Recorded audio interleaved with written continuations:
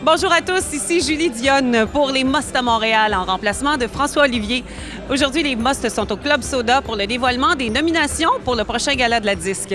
On en a profité pour aller poser quelques questions à nos finalistes. On regarde ça immédiatement sur les Must à Montréal.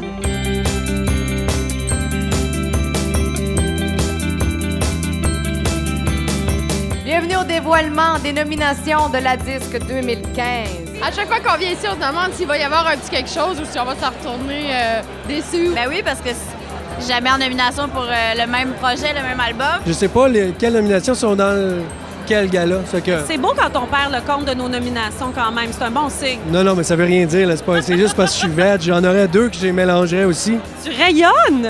Je te remercie, c'est peut-être parce que j'ai 4 spots d'en face, mais je rayonne. En 2015, c'est vraiment difficile de faire de la musique, de vivre de notre musique, de persévérer, tout ça. Donc, il faut se rappeler qu'on fait de la musique parce qu'on a besoin d'exprimer quelque chose. Je vais être franc, sincèrement, je le prends, je suis très flatté, mais j'ai jamais vraiment accordé beaucoup de valeur à ça, dans le sens que je trouve pas que ça représente une vérité quelconque. Un album coup de cœur pour vous cette année, ça serait quoi?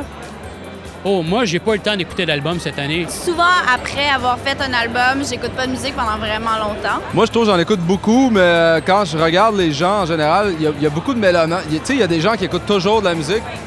Moi, j'ai de la misère à écouter toujours de la musique. Donc, je pense que j'écoute pas tant de musique. J'écoute aucune musique. J'ai le temps de l'écouter, mais j'en écoute pas. C'est triste, hein? Mais j'ai la même chose. J'ai un iPod 4G, puis j'ai la même chose depuis une dizaine d'années. Je rentre un album par année, généralement. Mais j'en écoute beaucoup. Beaucoup du Québec, beaucoup d'ailleurs. C'est triste, hein? Mais j'écoute ici musique. Ça me donne un bon input sur ce qui se fait un peu. Mais je suis beaucoup Tire le Coyote. J'aime bien Guillaume Beauregard. J'ai côtoyé, puis je côtoie toujours Galaxy, Marie-Pierre Arthus, c'est une espèce de grande famille. Ben là, je suis pas dans le nouveau stock, mais il me flash Jimmy Hunt encore. Honnêtement, j'ai adoré l'album de Louis-Jean Cormier. Ça a l'air comme moi, je plug les trucs. Mais lui, c'est le seul que j'ai comme acheté, que j'ai écouté un petit peu, puis que j'adore ça. Le dernier de Philippe B. Et Alexandre Desilets, Fancy Ghetto. Je vous le conseille, sérieux. Je suis pas un gros fan de musique pop. Ça, je trouve, c'est vraiment bien réalisé, c'est bien fait, c'est bien ficelé. Je l'écoute en boucle. En tournée, est-ce que tu es du genre dans la rock van à écouter de la musique ou c'est plutôt tranquille?